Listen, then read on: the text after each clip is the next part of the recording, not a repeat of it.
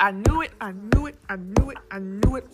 when him and Tamera was gaslighting us on the real. It was like, oh my, he just works for Fox News. You know, it doesn't mean anything.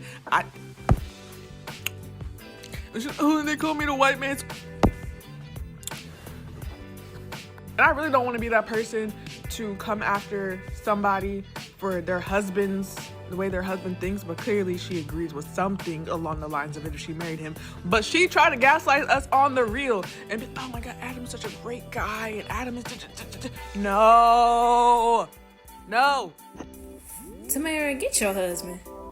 For real. Alright, so this is part 3 of If It Quacks Like a Duck, and this is Tamera Mowry's husband, in response to Trump's administration potentially banning the use of food stamp benefits for junk food. And this is what he has to say. And it's so many things to dissect here. But first of all, at 5, you were noticing that people were buying junk food and alcohol and cigarettes with their cash. Like, shouldn't you been eating junk food too at 5? Like, why do you care so much? Second of all, people are so concerned with what others consume in their body that it drives me nuts. And he's supposed to be rich, so why do you care what other people are doing with their food stamp benefits to feed them and their families?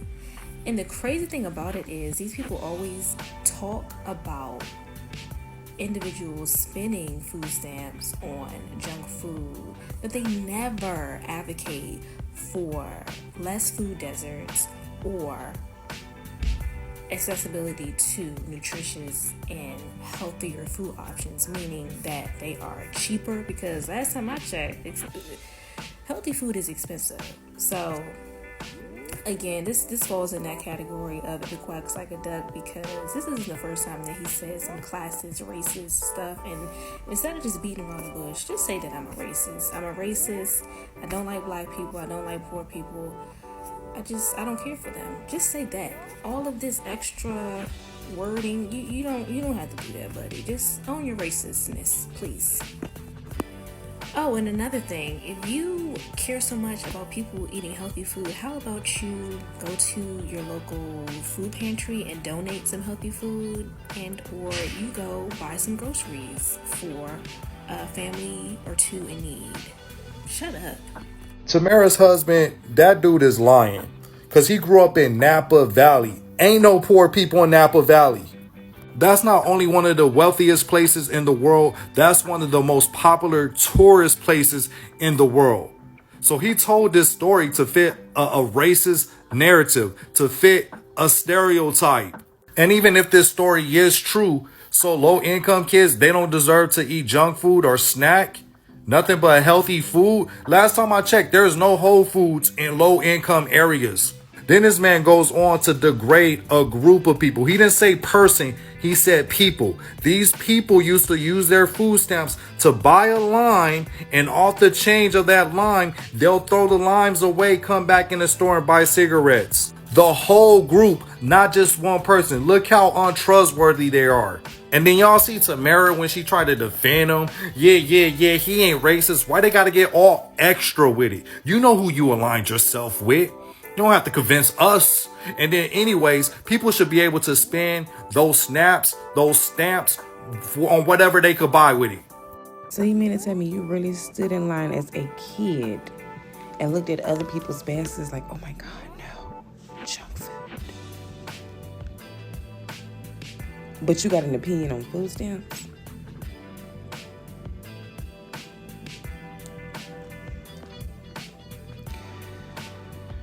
Oh, Tamera, you're never beating those allegations. It's never happened. Sir, what kid you know is going to say, oh my God, junk food? Only rich kids do that. And even then, most rich kids is not saying, oh my God, junk food. They want the junk food. So, yeah, Tamera, you're never beating those allegations because you married against your own. Tamera, just tell your husband, do not speak ever again publicly. Don't say nothing. Just he's not helping you. Tell him to zip it. We know already. It's too late, but at this point, don't say nothing else. The spirit of Tamera has never called upon me because I never want to be embarrassed like Tamera. Because see, when I found out Tamera's husband was an anchor-red fox, that was enough for me to know exactly what kind of man that was. Then, of course, we found out what he really felt about Trayvon Martin. Now we fast forward 10 years later, he's getting up here on Twitter talking about how he was raised in the grocery store.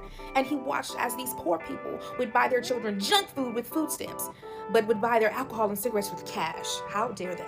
This is something that actually frustrates me so much. And so I'm actually going to dig in that ass real quick. But not just his, anybody else's that has this mindset. If you're not aware where this rant that he decided to come from is because Trump is essentially saying that he wants to limit the type of purchases people can make with their food stamps. I need y'all to hear me loud and clear. What somebody does with their food stamps is their business. I don't care if they go to the store with $100 of food stamps and buy nothing but fruit roll-ups and milk.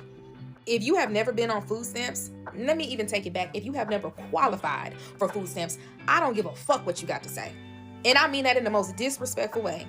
You people who get on here on your high horse and try to tell poor people how to live are nothing but elitist assholes. And y'all have no idea, y'all have no empathy for what it's like for somebody to not have no fucking money to buy food. Let's make it very clear. People who are on food stamps because they cannot afford food.